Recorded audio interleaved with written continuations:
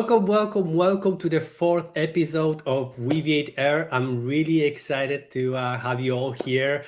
Like you see, we are already waving to you because like everyone is super excited about this new episode, and it's a nice one because like we're kicking off the new year, so we are all super excited about it. So it should be really, really nice and fun. So thank you for watching and thank you for listening, whether you're live or you watching the video later. I'm absolutely pumped to see every single one of you here. So because this is live, please ask us questions as we go, right? Like I will, if I see any questions popping up, like I will go and share them with like the audience here. And then potentially we'll elect the best person to answer the question. Hopefully it won't be me, but hey, you never know. So for today, I thought that maybe we could give you a quick update in terms of what should you expect from this episode, right? So first up, we'll have our special guest, Juraj, who will talk to you about Labelator, which is a product that he built with Weaviate. So I'm really excited about actually learning like what he's built, how does it work, and Juraj promised me that there will be a demo. So how cool is that? Then later on, we'll have Etienne, our CTO, who will come and talk to you about the outlook of Weaviate for 2023. So basically, what you may expect of, like, what kind of things can you expect to happen around Weaviate? It's not necessarily a roadmap itself, but it's close enough. Like, this is kind of like the direction, the general idea. And I'll let him talk about it more. Then Zain will talk about the Spark connector for Weaviate. We've had like a couple of blog posts around it, but Zain really wanted to also do like a quick demo and then show you off how everything works. So this is super exciting. Connor will talk about the BEIR benchmarks in Weaviate, and I'm so proud of myself that I spelled BEIR correctly. But I think for those of you for you that BEIR is normal, you probably cringe at me, but hey, I'll take that. And then Erica will talk about some community questions, because we do receive a whole bunch of questions on the community Slack, and we tend to always help and answer them. And then some of them, they're worth highlighting. So Erica will highlight three questions, and then she'll go over them, and that'll be cool. And then at the end, if you have enough patience to stick with it and then wait until the end, I'd like to actually show you a preview of our new website. So like there will be a huge update to the new documentation, to the Weaviate documentation, and in general we'll be changing quite a bit around the Weaviate.io website. So yeah, this is basically the plan for this session. So without any further ado, I want to pass on the baton to Juraj, our special guest, who will talk to us about the Labelator. Hey, Juraj, welcome to Weaviate Air. I'm so happy you're here. Hi, thank you so much for having me. Yeah, and thank you for the opportunity to show what I've built with Weaviate. I must say, it was a really long journey until I got there, but a pleasant one.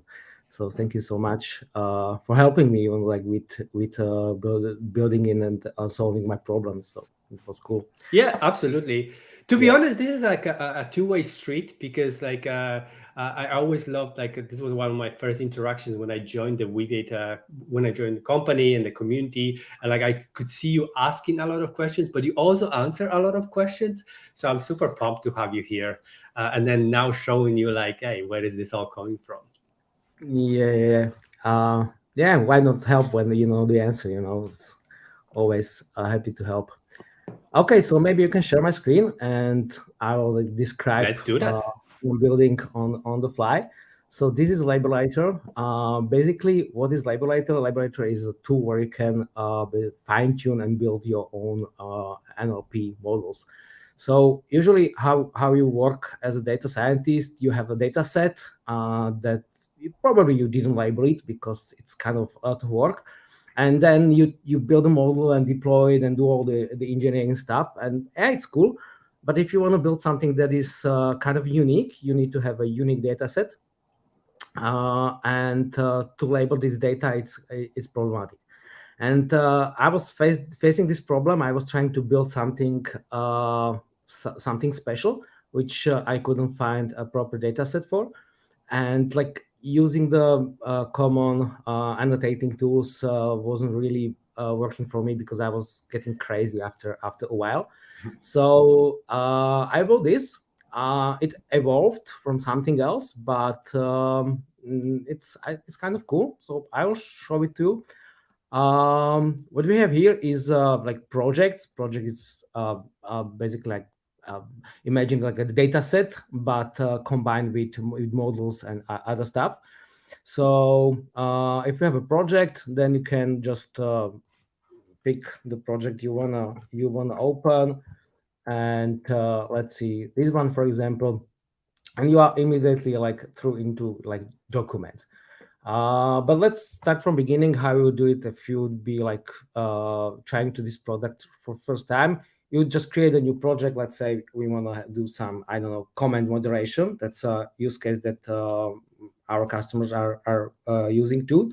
So let's call it like comments test, and we might have some data or we might not. That's also a common problem. It's kind of a chicken and egg problem, that if you want to build a product um, that is really unique and you don't have, you might not have a demo data to train the model, and you won't get it until you have it with your first customer. So let's imagine that you have a problem that you feel that you can build it with, you can solve it with machine learning, with AI, but you don't have the data, the real data that you could train the model on.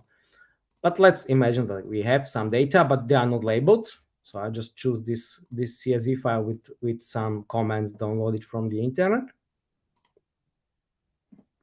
and yeah, I can choose like the machine learning task that I want to solve. So let's go this time for text classification, and this is where the Weaviate is coming in. So when we import the data, they will be imported with the vectors, and you can choose like which model you want to start with.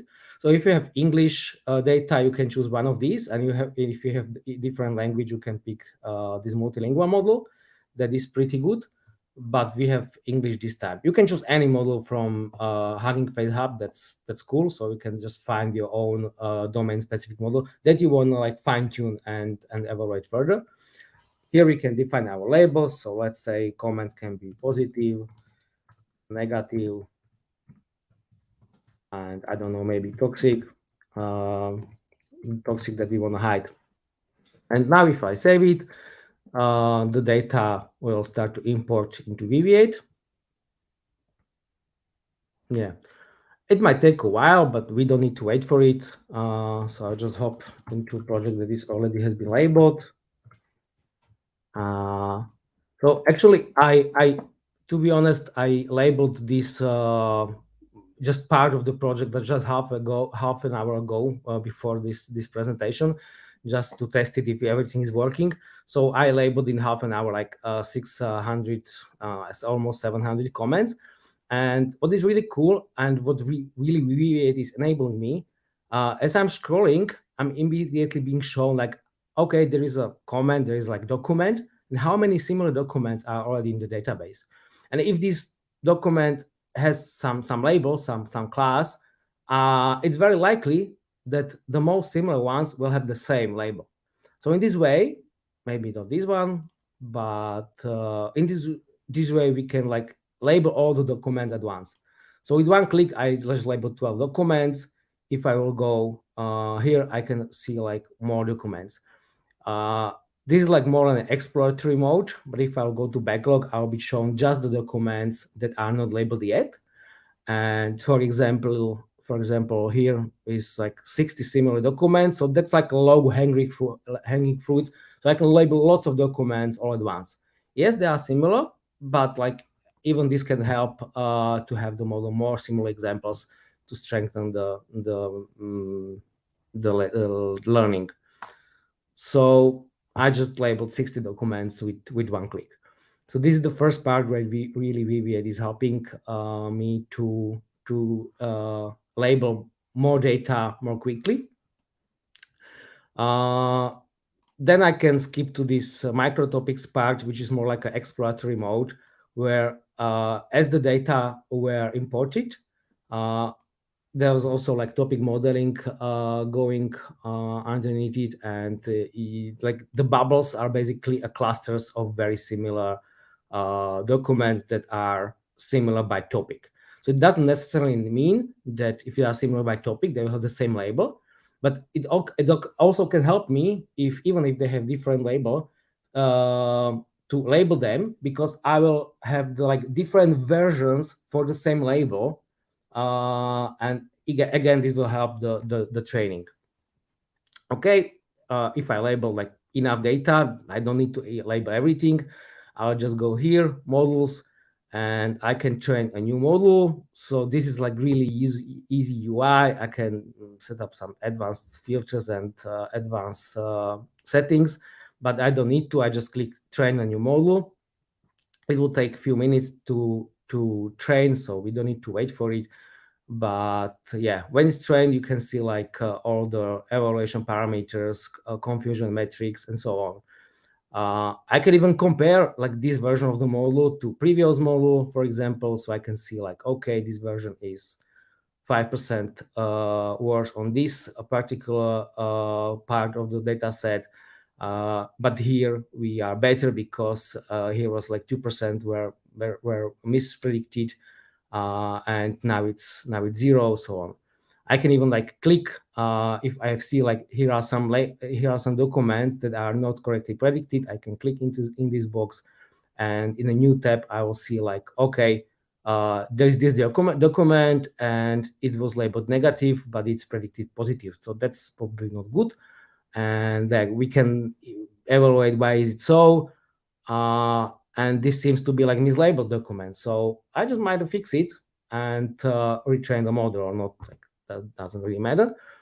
Yeah, and if I will go through all of these, I just want to deploy the model into production. So that's another thing that you can do right here.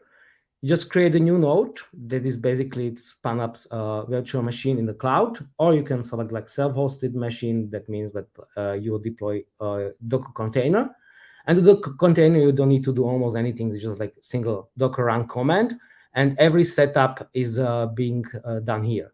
So when the node is created, I can just define which model I want to deploy here. So I can just choose from which project and which model I want to deploy.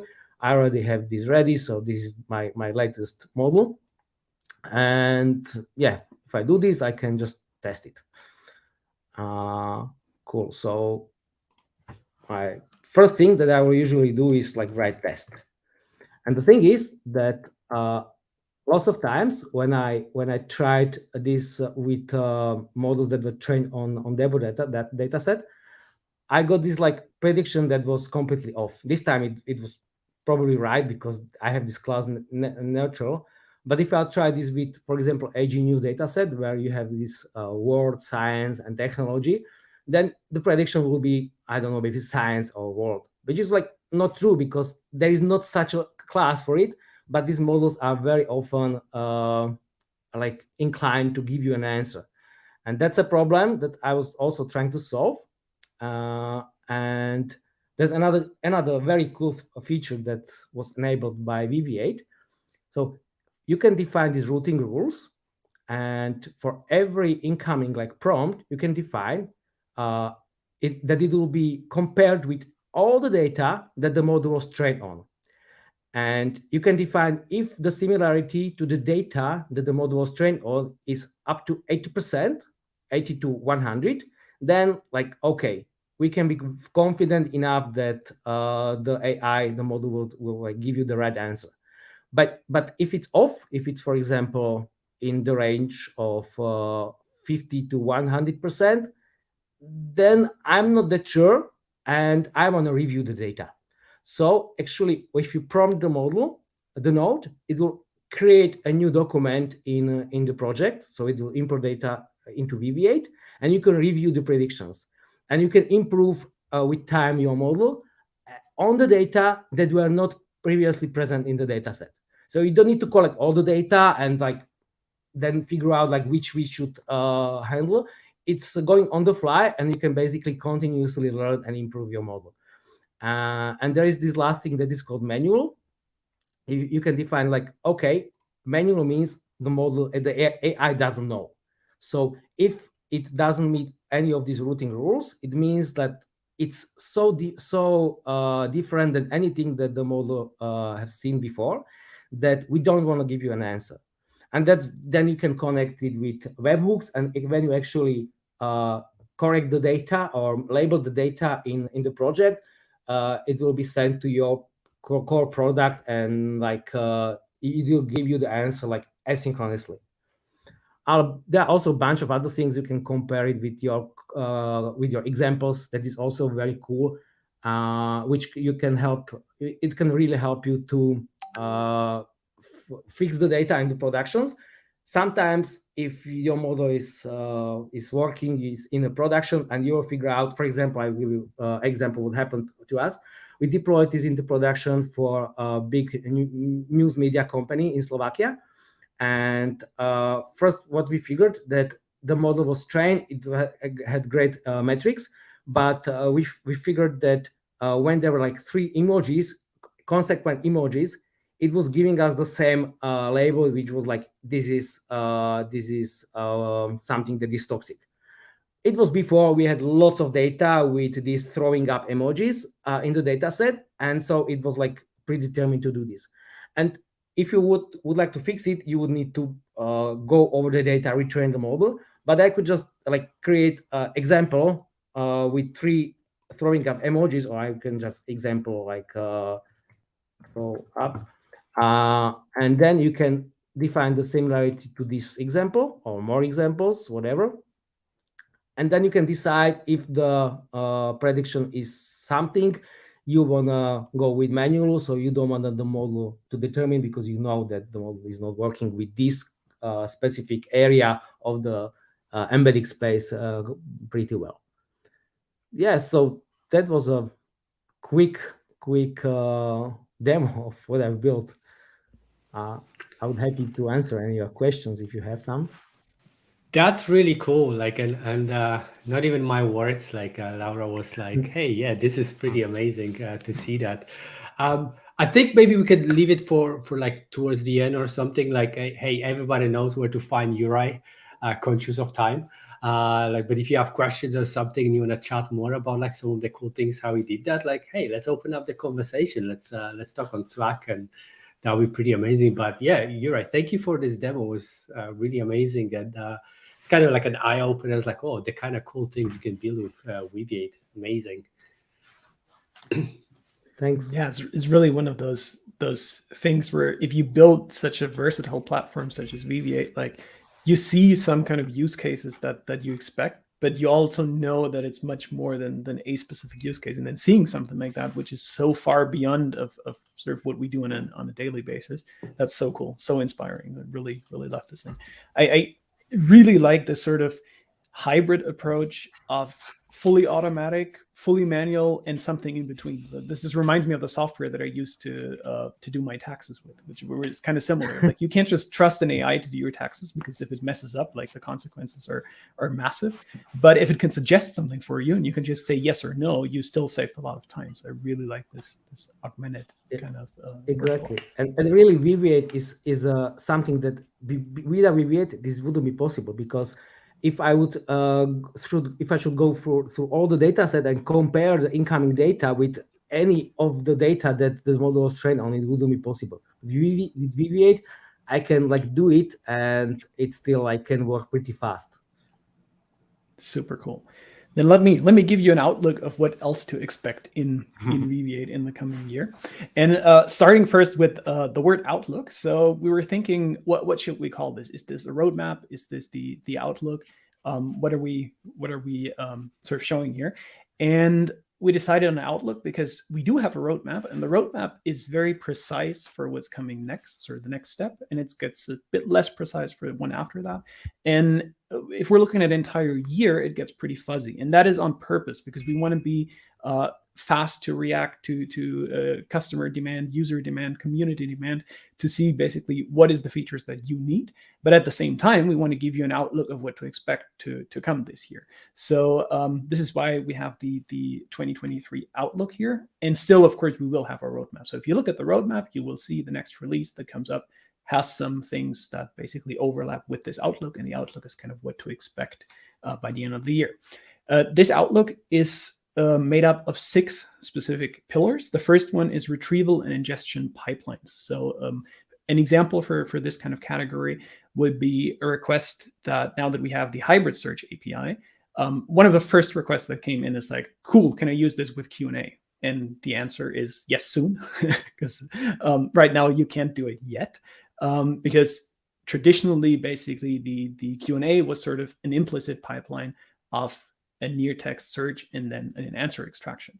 And we want to open this up. We want to make this more flexible. So in this sort of epic of pipelining, the idea is that the user can just decide what to pipeline. Yes, there may be predefined pipelines, but you can also customize it. And this could go further. This could also go for ingestion, for example. So a recent feature request was for PDF extraction. So you have a PDF, extract the text from the PDF, then do a text to vec. So you have a 2-step sort of ingestion pipeline. Anything related to BM25 and hybrid search would also be in this bucket. Then coming to the second bucket, which is currently called beyond billion scale. So this is also super, super important one to me. Last year was the first year that we had a billion scale data set in Weaviate, and that was sort of the big milestone to be able to achieve that scale. But it doesn't stop there. We want to continue and we want to make it better. And especially a big portion of that is, for example, filters. So filters is something that makes Weaviate unique and powers, and I guess in the use cases that we just saw from Juraj, I'm sure there's lots of filtering going on there. And filtering gets more and more sort of expensive from a computational perspective as the data set grows. And there we have big plans. So we'll announce something soon to make filters way, way faster at the billion scale. And this is just one of the examples, but basically we want Weaviate to be even better at the very large scale.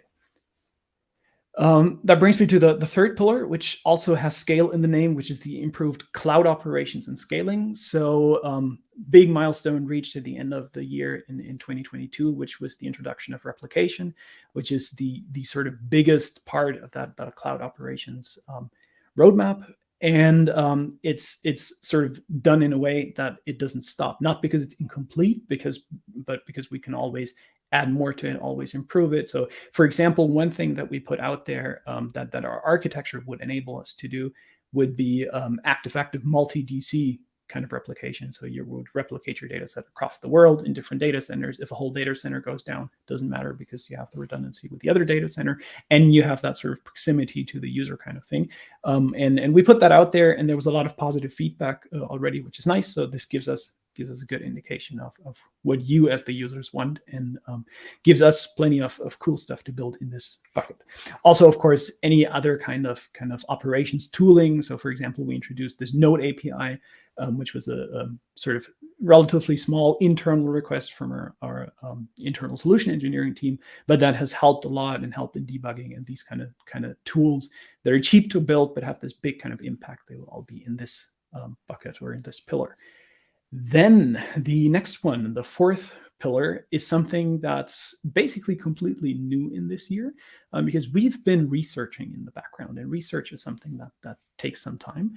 And this year we will release not one, but 2 new vector index types. So, sort of Weaviate has been going hand in hand with HNSW for quite a while, but now you will get more options. The first one is only, so to speak, an extension to HNSW, where we introduce compression. So you still use an HNSW index, but your vectors are compressed, and that reduces your memory footprint. So that's sort of a very quick way to lower your memory usage.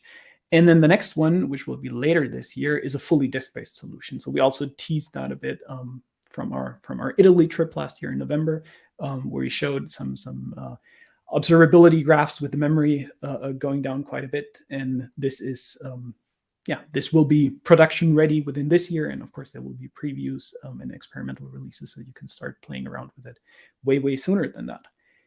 The fifth bucket is clients and modules. So this is basically this could almost fill an entire Weaviate Air episode on its own, this particular bucket. But what we have in there is everything to do with the module system. So for example, re-ranking with cross-encoders. That's a part that also fits in the first bucket, the sort of search and ingestion pipelines. But if you have such a module, or sorry, if you have such a model in the pipeline to re-rank, it needs to come from somewhere, and that's our module system. Generative search, that's sort of the working title for I see Connor smiling, and he can share way more about this than I can. And it's an area that we're looking into, and that we have some cool stuff about it. Similar for the clients, ingestion pipelines, also something that we have in this episode, even the Weaviate Spark connector. So plenty more in that category to improve ingestion speed, ingestion resilience, these kind of topics, which also sort of fits in very nicely with the replication milestone. So if the client side is resilient and now the server side is resilient, then basically that means anything can happen and you will still succeed with your import, which is super cool. And the sixth one is probably the most important pillar, which is the one that has the most open, the most greenfield kind of area, is our community. So our community roadmap, which gives you a chance to participate in our prioritization. We have this upvote feature, which is so cool to see for us to see sort of, okay, if someone creates a feature request, is this sort of an edge case that just a single user wants, or is this something that there is a lot of demand for? And then if something suddenly pops up with like 20 upvotes, then wow, okay, this is cool. And this makes it very easy for us to say like, yeah, let's focus our energy on that. And it also makes it a bit easier because there's only so many things that we can focus on at the same time. It also makes it a bit easier to say, this is why we're not focusing on this particular feature right now, because look at this, there's a lot of demand for this one. And yeah, super, super happy that we have this roadmap. And please keep submitting your feature requests. Please keep upvoting your feature requests. And please keep, this is the third one that I find super cool, keep advocating for the features that you want. So we have community users say like, hey, there's this feature request. This is a super important feature. If you think so too, please upvote for it. And it led to a spike in like 5 upvotes, which to me is a super great sign that we have a really good sort of community involvement and really are building the kind of things that all of you out there actually need. Yeah, thank you. That's it for me from the sort of sneak peek into the outlook. Of course, we will publish that. That's sort of why I'm not sharing anything other than just talking, because it's currently under development. We'll make it pretty. The content is already pretty, but we also make the presentation pretty, and then we'll publish this very soon. I like the promise that the one of the big features about the roadmap is that it's going to be pretty. No, but this is really exciting. Like, it's like, I've been with the company for like 6 months and so much changed. And now you're talking about all these pillars. And then like it shows us that like we have a very good idea of what we want to achieve. And yet in all of this, there is a big pillar for community, for great people like you right here, right? Like say, if there's something that we can do to make you more successful so that Weaviate can, run faster or can perform a specific task, let us know. And then share it with us and talk to us, because we do listen. We do listen and we respond to that. So I'm really glad that you made it, like make a point about it. It's community that makes it all tick, I have to say. Yeah, and it's really that bi-directional kind of thing. Like we're helping users like you, right? You'll be the example for every community user today because you're in the call. Yeah, we help users like you, but we also get so much back from users like you, and that for this you are actually a perfect example, because so many times you've helped us debug some issues or maybe find something out that potentially could have been a bigger issue if we hadn't caught it soon enough, thanks to you. And of course, we do have our own QA engineering, but sometimes something slips through. And to get that kind of help and really sort of helping each other, not just saying like throwing it over the fence and saying, okay, there's a bug, fix it, but sort of helping each other, going back and forth, have these kind of conversation. That is such a valuable thing about this open source, also for us, not because it's not one-sided, right? Like open source doesn't just mean that everyone gets to use it for free. There's also plenty of benefits that we get from. Yeah, I must say that this is something that really distinguish Weaviate from other tools that I've used. Like this cooperation is really awesome with you guys. Thank you so much. I will say really quick, when I was going through the community questions, I saw Anne, I believe, also from the community, called Juraj the Weaviate Encyclopedia because he answered a lot of questions. And I thought that was so funny. Nice. Yeah, nice. Speaking right. about, yeah, sorry, go ahead, Sebastian. No, go for it. Speaking about community collaboration and us helping the community helping us back, I guess that's a really good segue into the next topic because, as Etienne mentioned, the Spark connector was developed by the community. Shout out to Sam Stalinga, Sam Bean. We had a podcast with him. This is another example of where the community, the friends at u.com were using Weaviate, and they were also using Spark to develop their ETL pipelines, and they wanted to be able to take that data and then populate Weaviate with it. And Etienne mentioned that billion scale solution. We actually used this was one of the ingredients that went into that solution, and I just wanted to talk a little bit about that, give you a small demo, and there's blog posts and podcasts that we've also published around this as well. So Sebastian, if you could share my screen here. Yeah, absolutely. So let's share your screen. Thank you.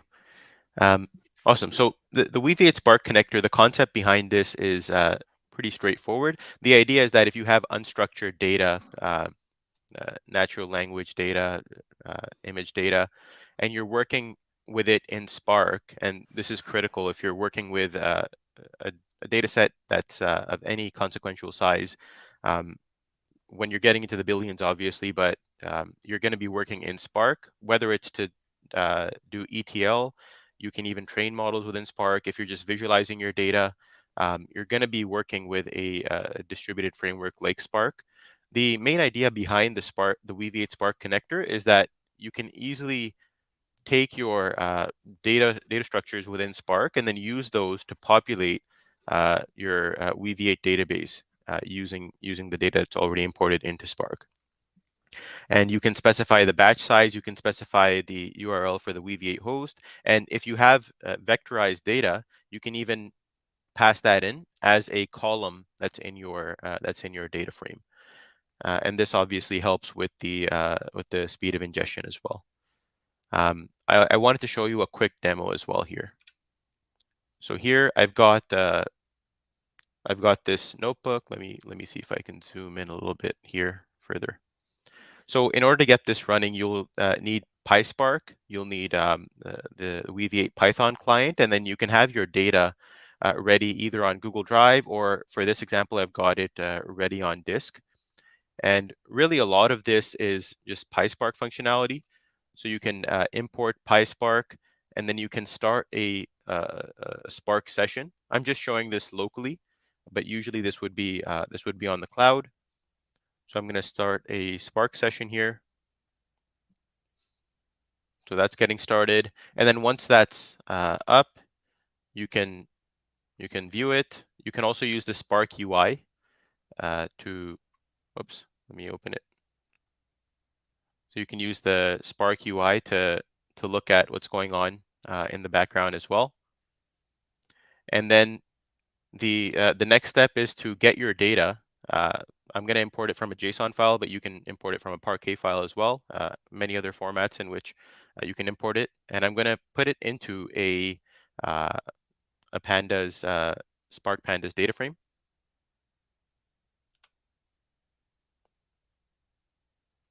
And this is very similar to the code that we actually used for the 1 billion import. Actually, here I'm just showing you an example of 100,000 data points from the Sphere dataset. But we actually use this very code for that job. So once that data is in the Spark data frame, you can see what that looks like. The cool thing about the Sphere dataset is that not only do you have the snippets for news articles, but you also have the vectorized representation of those articles. So we're going to use this actually to populate Weaviate as well. So the next step, once your data is in Spark, you can then write it to Weaviate, and this is the novel component where the Spark connector comes in. Right? So I've got a Weaviate instance up and running locally, and then I'm going to create a schema that I'm going to use. And then this is where the Spark connector comes in. We'll post a link that you can go to look at the code behind this as well. But the main idea here is that you can take your Spark data frame, your data structure, and you can directly populate Weaviate using that data structure. And here you have the ability to control for batch size. You can tell it where the host is located. This option is interesting here. So this actually specifies the name of the column that stores the vectorized representations for every row. So if I scroll back up here, you can see that the vector column here has the vectorized representations.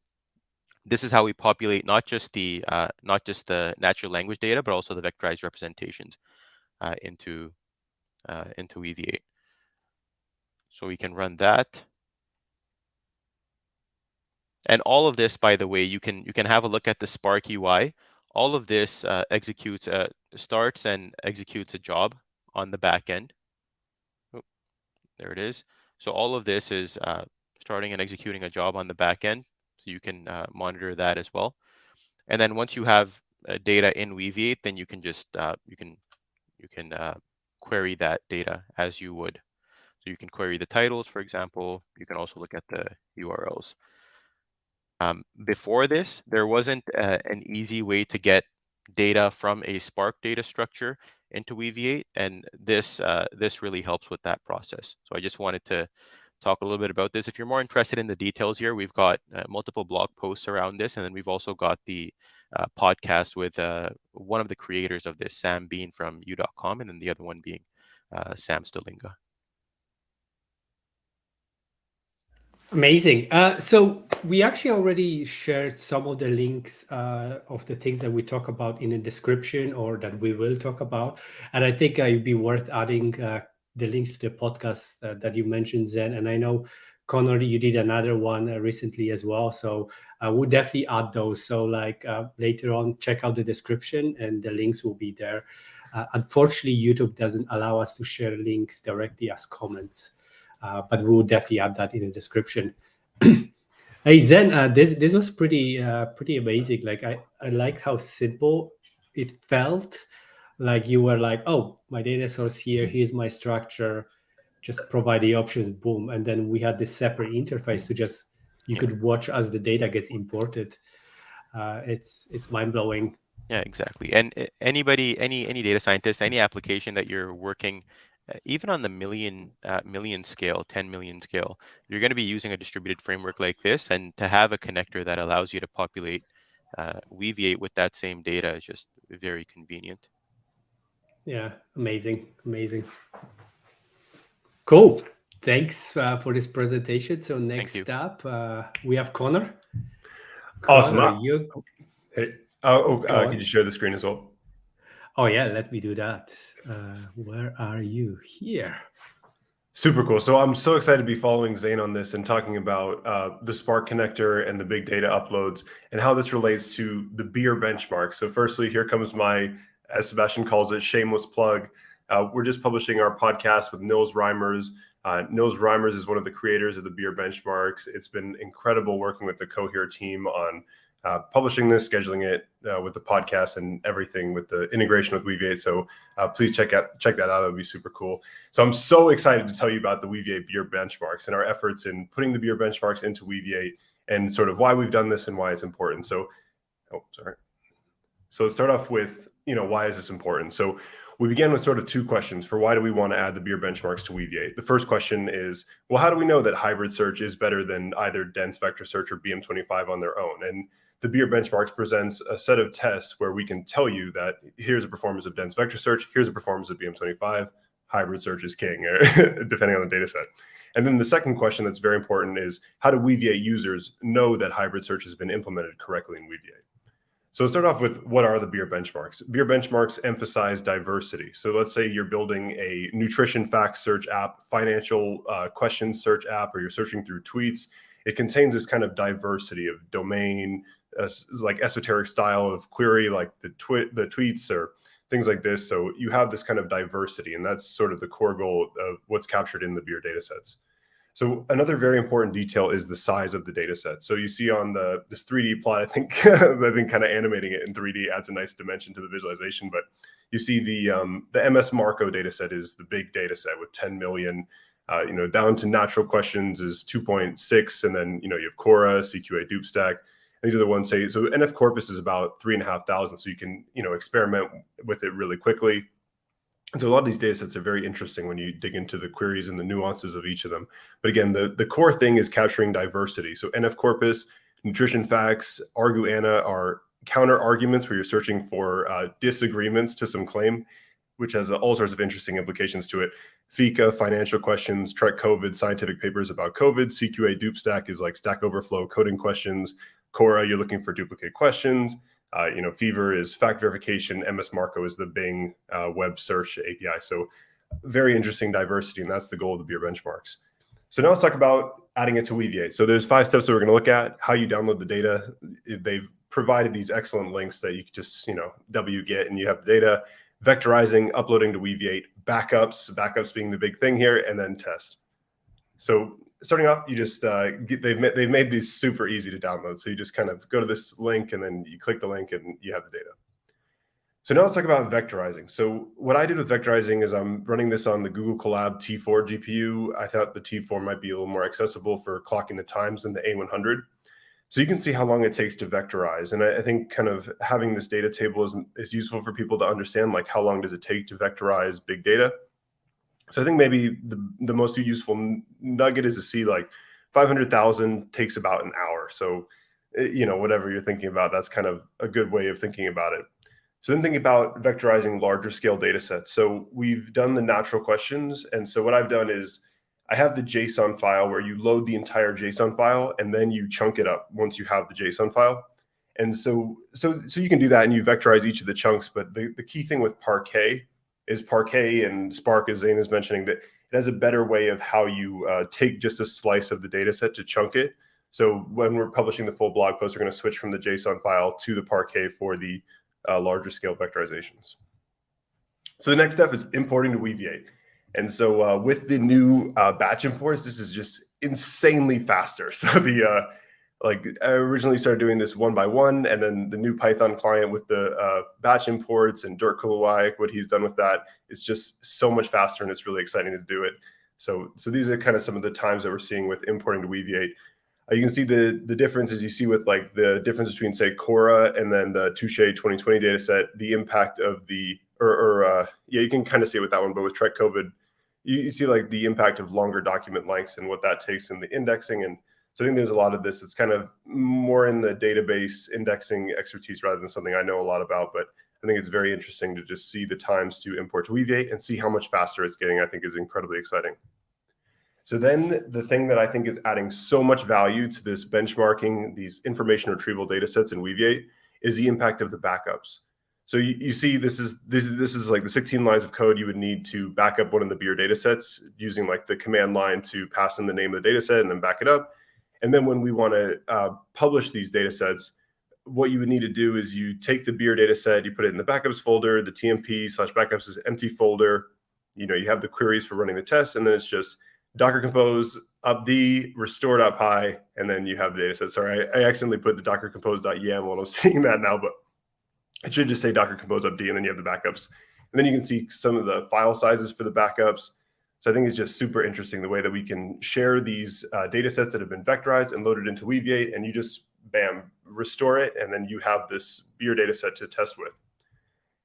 Then the thing with the BEIR benchmarks are the metrics. So NDCG is an important metric because it accounts for multiple relevant documents with like multiple relevance scores. So not just binary 0 or 1.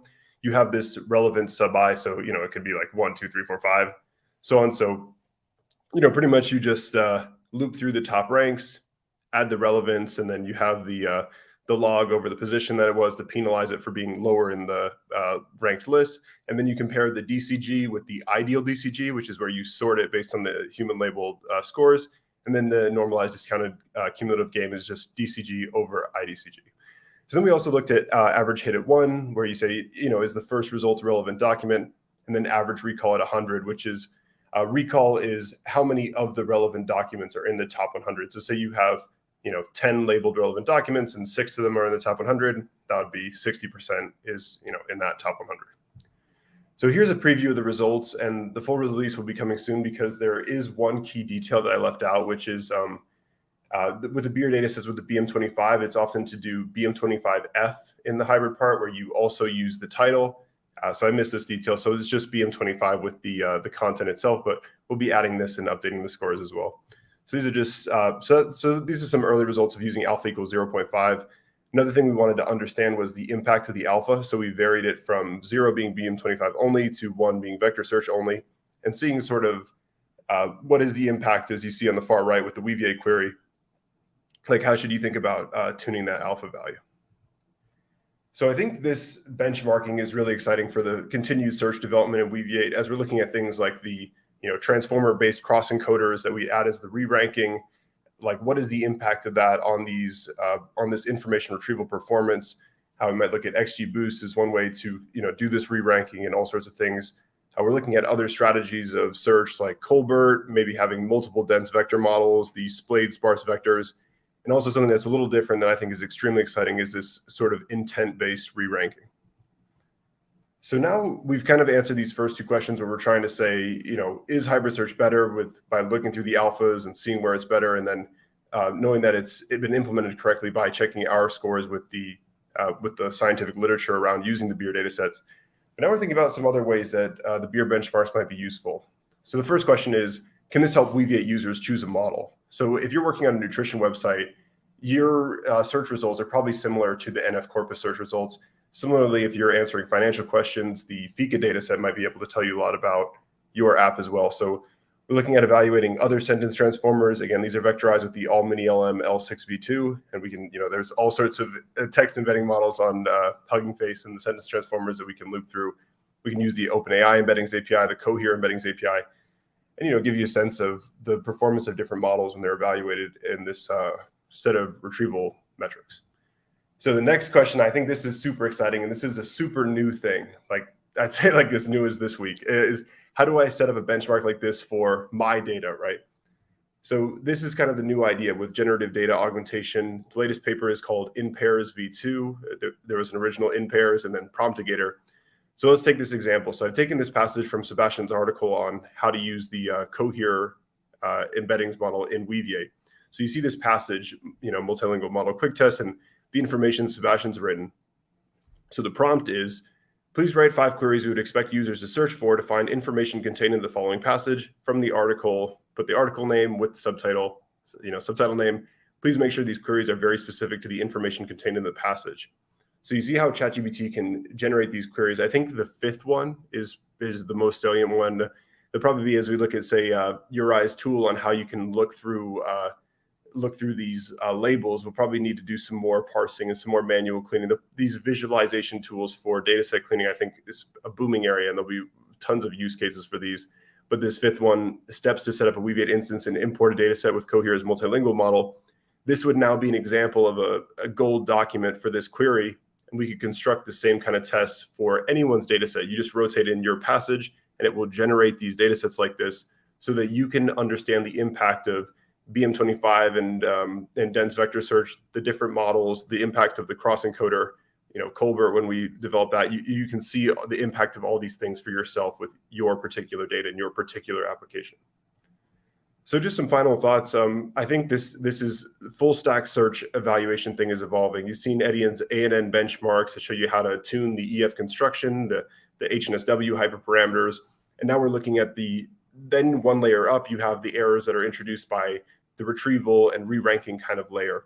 So, first you have the HNSW errors with things so like, as mentioned, the HNSW PQ, the way you compress the vectors, that might impact the recall a little bit, depending on how aggressively you compress them and things like that. And so then we see these errors in matching the queries with the documents that may come from the embeddings. And then further up the stack, we have the question answering, the dialogue, as we've seen, obviously ChatGPT and summarization. So we're seeing this kind of full stack search. The next big topic is this in-domain, out-of-domain, and zero-shot generalization. So BEIR was developed to evaluate out-of-domain, meaning that the models that you're encoding the documents with in the queries, ideally they haven't been trained on any of the data sets. So I think that's kind of an interesting way to set up the benchmarks. Certainly, you would imagine someone building a search app as quickly as possible. They want some kind of zero-shot model, but I think it would be nice if these data sets had some kind of time split to them. And we can also evaluate this kind of impact of fine-tuning. And fine-tuning could be at the vectorization layer. It could also be at the re-ranking layer. And I think sort of in the real world, the symbolic filters and the use of XGBoost re-ranking is also something that's very impactful and maybe tough to capture in these benchmarks. So that kind of is also related to the evolution of benchmarking in Weaviate. I think it's very exciting for us as we're developing new search features to be participating in the scientific benchmarking and the metrics and all that. And then finally, the last thing is the retrieval augmented language model training. So, as Eddie mentioned, we're getting ready to make a huge push into generative search, and we have some super exciting things coming out of that. And the zero thing, the obvious application is retrieve then read, where you retrieve context to give to ChatGPT saying, please ground your answer in this information, and then you give it the information that came out of the vector database. And I think what we're going to see is tons of people training retrieval augmented language models. And I think this idea that you can restore a backup from Weaviate, and then you have that as your retrieval augmented component. It has hybrid search and these kind of things built into it. I think that's incredibly exciting. So thank you so much for listening. I'm really excited to be publishing the full Weaviate BEIR benchmarks article and the more polished results as we add the BM25F to the title as well. And so thanks so much for watching. Excellent. This was amazing. Hey, Connor, so when do we plan to publish the blog post? Is that the thing we're doing next week? 2 more weeks from now. 2 more weeks. Okay. Yeah. I should be. Yeah. So there's so much amazing content coming up, but this is pretty amazing. Thank you for this overview. So next up we have Erica, and Erica is going to go over some community questions. All right, I had the honor of going to the community questions from the past month, and I've collected 3 questions that I'm going to cover, provide links with, and then just a quick demo to answering the first question. If you wouldn't mind sharing my screen. I don't mind at all. Awesome. All right, so here we have the first question from Castle. They had asked if they can do exact phrase matching because when they search for customer or beta with using the equal operator, it's returning either an object that has customer or beta, but not exactly customer beta, which is what they're looking for. And John and Marcin had answered this question, so I'm just going to provide a quick demo on how this can be fixed to get the exact phrase matching. So I will quickly go over to the documentation just so everyone can see where it is and what I'll be talking about. So how you can fix this, oh my gosh, I completely blanked. How you can fix this kind of problem with exact phrase matching is with tokenizing on the field level rather than Word. So I will go over the VS Code. Sorry if that gave anyone a headache. All right, so here I have my schema. I might have done this when I was hungry because it is about pasta, which is my favorite meal. But as you can see here with my property meal, I have tokenized it at the field level. And what this is doing is it is taking cheese with pasta and tokenizing the sentence as one rather than breaking it out into cheese with and pasta into separate tokens. All right, so I have already uploaded this and I will go over to the console, which I prefer. It's very nice. All right, you know what? I also should have grabbed the query. All right, so I will use the like operator.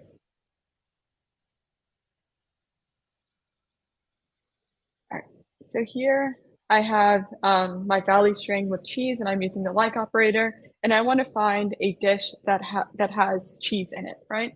But obviously since I tokenize at the field level, it's expecting cheese with pasta or cheese without pasta, right? But the cool thing about the like operator, and it is right here under the filters documentation, is you can use the asterisk. So if you have 1 or more unknown characters, it will find those objects that have cheese.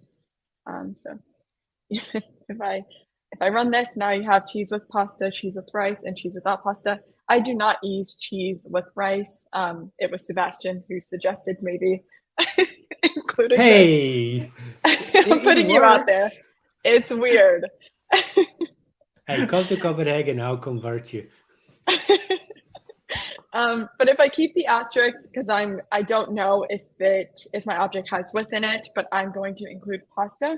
You can see that rice is now kicked out, right? Because it is clear with the field token that it is pasta. And then if I obviously put rice, then it is going to find that exact dish that has cheese with rice. So that is the first question on Castle's how to find exact matching. So I hope that clears it up. And also it was, I can provide a link to this demo if it helps.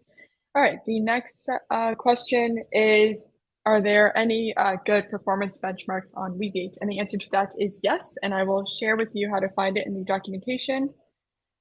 So if you go to the documentation section on the website and you go to benchmarks and then ANN, you have the Weaviate ANN benchmarks. And since we have Eddie here, what is a better time than to ask, what should people look out for when they're reviewing this? Yeah, as I saw in the question that was also about a comparative sort of benchmark, and this is something that we want to leave to someone else, because we're strong believers in we know how to run Weaviate, and we're also strong believers that competing solutions are very good at running their solution, but probably not at running Weaviate and other competing solutions. The same goes for us. So for us, it's super important to be transparent about these things and to give the user accurate information that really helps them. And we can only make these accurate claims about ourselves and not about others. Wouldn't feel comfortable in doing that. So these benchmarks here benchmark Weaviate in isolation, basically, but with real life use cases. So we have these data sets. I think we have 3 or 4 data sets where we chose different data sets to have something representing a smaller data set, something representing a larger data set. Have low dimensionality. I think Glove 25 is like the lowest dimensionality, whereas GIST 960 is 960 dimensions. So that's sort of on the high dimensionality side. I think with some of OpenAI's embeddings models, like we're used to even higher dimensions right now.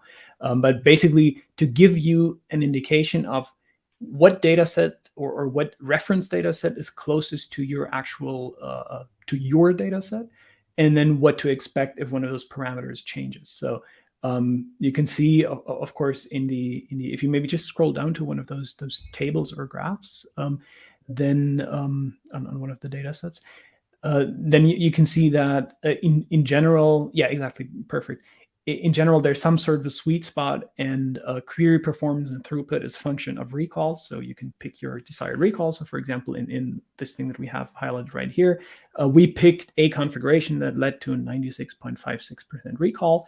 And then with this specific machine, you would get a QPS, so queries per second, of 15,000, which is again sort of a function of the number of CPUs, but we also have the mean latency, which is not dependent on the size of the machine, but that's basically just for a single query. So this gives you a number to expect, and this tells you sort of 2 things, basically what we can achieve with Weaviate, and therefore what you should be able to achieve with Weaviate. So it answers the question, is Weaviate fast enough for my use case? But it also answers the question of, am I getting the kind of performance out of Weaviate that I should be getting out of Weaviate? So if for whatever reason you would run that data set and you would not get that kind of performance, then you would have some sort of an indicator that maybe something can be tweaked, maybe something can be optimized, that maybe the kind of hardware that you're running on is not ideal. So the last part of the vector search is a disk lookup to retrieve the objects. Maybe you're using a 20-year-old spinning disk, and while the vector search itself is super fast, that last step all of a sudden now takes 10 milliseconds, where the entire search should only take 2 milliseconds, or these kind of things. So a great indicator. Something that Connor just mentioned right now, the evolution of benchmarks. This is a start. I'm very proud of what we have here, but it's only a start. So some of the next steps that we want to have is, of course, the kind of, the BEIR benchmarks is an example of a benchmark that doesn't benchmark performance, or, well, not performance in the sense of throughput and latency, but performance in the sense of accuracy, research quality. That is something that we haven't published yet, so that will be super cool once we have the BEIR benchmarks to have something in that direction. And then another thing that we'll definitely publish this year is benchmarks for filtered vector search, because right now these are all unfiltered search, which is sort of a good easy thing to compare, especially also to compare with other solutions, because unfiltered is the easiest. Like if you pick another solution that also uses HNSW and you have unfiltered versus unfiltered, gives you a very easy comparison. As filters are introduced, they may have chosen a different way to do it. The quality may be different, these kind of things. So that's a bigger topic, but it's just as interesting, of course, because when are you going to do an unfiltered search? Like most likely you're going to do some kind of filtering. So that's the next step that we want to have in the benchmarks.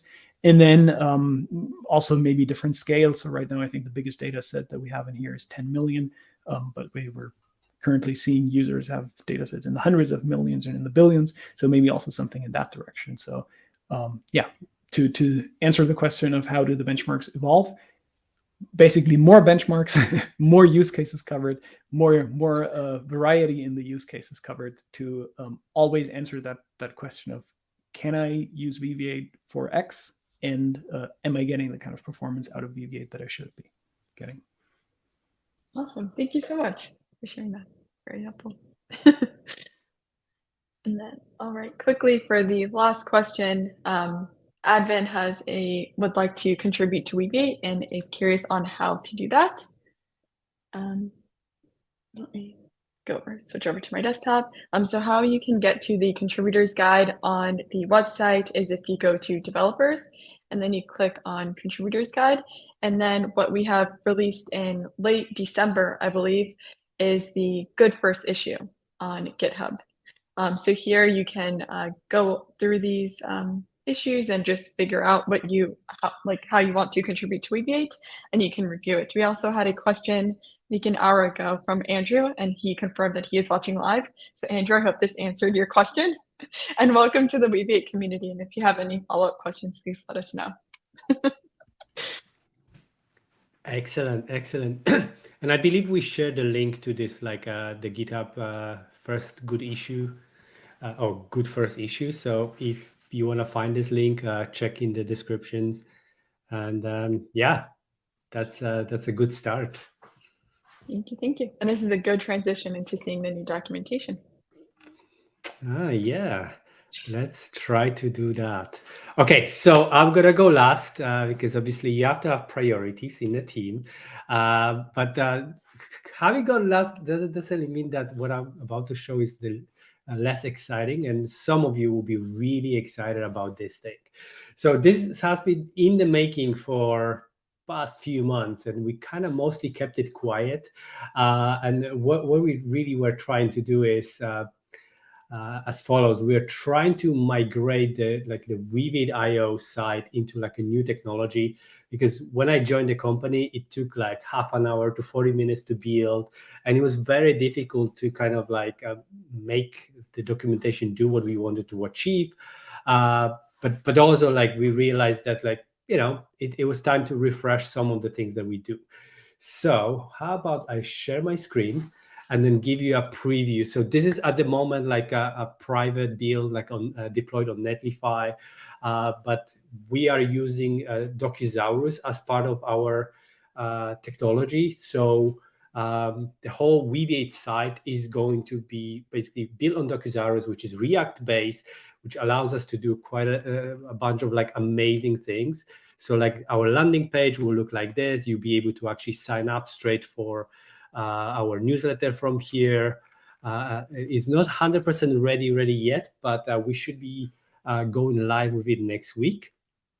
Then we also have like the dark mode and the light mode. I know that a lot of people are super excited about the dark mode. And then like I'll just jump into like some examples. So like our blog posts, they're going to be redesigned, and this is something I'm really excited about. Sometimes with some articles we have multiple authors, so we could also share like the multiple authors that work on each of those, and then you can see it actually looks pretty amazing. Obviously, the podcasts have been redesigned slightly in terms of how it looks. And by the way, if you didn't know, you could actually go and listen to all the podcasts on Spotify, which is really, really cool. And then contributors guide, like Erica mentioned, are under developers contributor guide, and the documentation, it's kind of like BizBoss here. And Docusaurus gives us some interesting things. So we could have this special, I think they're called annotations or something, where we could add like additional comments like, hey, this is like a note or an info. The code examples are actually really like you could see them. There's a different style. So before it was like a bit of a harmonica, like we're like jumping between different examples. But in this case, this is more like different types of tabs. And then something that we did, which you may appreciate or you might find a bit annoying, but we actually decided to redesign the layout of navigation. So let us know how you would you feel how you feel about it, what you think. But we did have like some questions as well about it, where people wanted to just like expand different bits of documentation. So now you can do that. And then, yeah, we sort of like changed the whole navigation to kind of focus on how do I go about getting started? How do I install? What sort of various configuration references do I need to know about? Like Connor was showing an example of like how backups work. Using backups for the BEIR benchmark, so you could actually read about backups here. The APIs like the GraphQL, all of it went here. The REST API are kind of like bunched up together. And this is not the end of the journey. We will probably do some more changes to the documentation. So any feedback would be super useful. But yeah, that's kind of like the general idea of what you can expect from the new site. And of course, like with the Weaviate Cloud service, you could go check out the pricing or just go straight up to try it out. So that's also available through here. And before this goes live, if you want to play with it, I probably share the link, this Netlify link. And if you want to just try to build it yourself, it's on our GitHub site under the Docusaurus migration branch. So you can literally go and build it yourself. This is the great thing I love about it is the fact that you can actually go and clone it and then set up the whole environment in like 10 minutes. And I'm not kidding. It's that easy and it's really, really fast. And then something else we will be adding, it's here already. If you see anything in the documentation and you feel like, oh, something is wrong here, or maybe something we could add, if you click edit this page, it actually takes you straight to GitHub where this page is. So you could technically go help us through this, edit this page, and then create a PR, which, community-based product, like would love to see your PRs if you see any feedback, comments, or changes. So yeah, that's basically all we had to show and to share with you.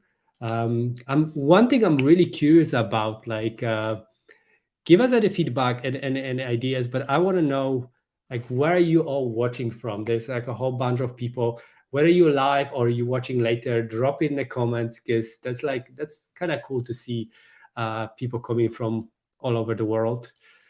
But yeah, I think that's most that we had for today. And I see a question from Juraj about search in the docs. So it is something that we started working on. So the idea is that we do want to add search to the documentation, but it's not gonna get released next week just yet. So Ken is working on it actively, and the idea is that, like, once we have something that is like really ready in a good shape, we'll be sharing search in the documentation. Because I agree, like, on one side, good navigation will help you get to the right pages in a good way, but sometimes you just want to run a quick search. So it's gonna come soon. Like it's not ready just yet, but it's gonna be sooner than than most of you expect. I just don't want to throw a date yet, but it's like really close.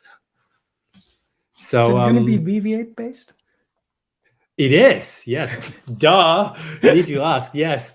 So it is going to be like a Weaviate instance. I mean, some of the things that we try to figure out with the search is how often should we be indexing the whole documentation? Should we trigger it on every build, or should we just do it periodically?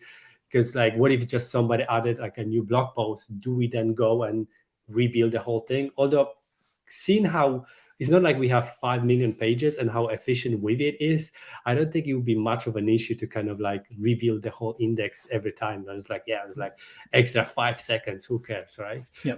Weaviate is so fast. Could also make a very interesting case for our users of sort of how do you deal with a bulk update without a downtime? Like how do you do, for example, such a blue-green kind of deployment where something like that updates in bulk, but you want to have like a zero downtime switch. So we could dog food this and create some nice content around this as well. Yeah, totally agree. Yeah, and there'll be a whole bunch of blog posts about it, because I mean, I think like not just blog posts, but I like to have actual active tutorials. So because blog posts kind of like give you a sneak peek, give you an idea, but you still have to figure out quite a few steps yourself. So I'd like to actually create a full-blown tutorial, kind of like, hey, you want to add search to your site, be it on documentation or some other content that you have there. Here's how you do it. Like, this is a promise from Sebastian. Like, we're gonna make it happen. And JP, when you're watching it, you know, like I committed you to do something fun. Nice. All right. Really looking forward. So I don't think we have any more questions. So we do the customary waving to everyone to say goodbye. We have, just like before that, we have Dan watching us from San Francisco, which is good. We have Yusuf Potter from England, UK. And then we have Eric Pullings from Eindhoven, Netherlands. So that's pretty cool. It's good to see already some people. So thank you all for watching, and see you next time, and see you on the Weaviate Slack and everywhere else, wherever you are. Thank you, everybody. Thank you. Thank you. See Bye. you. Take care. Thank Bye. you. Bye. Thanks for joining us, Juraj. Yes. Thank you.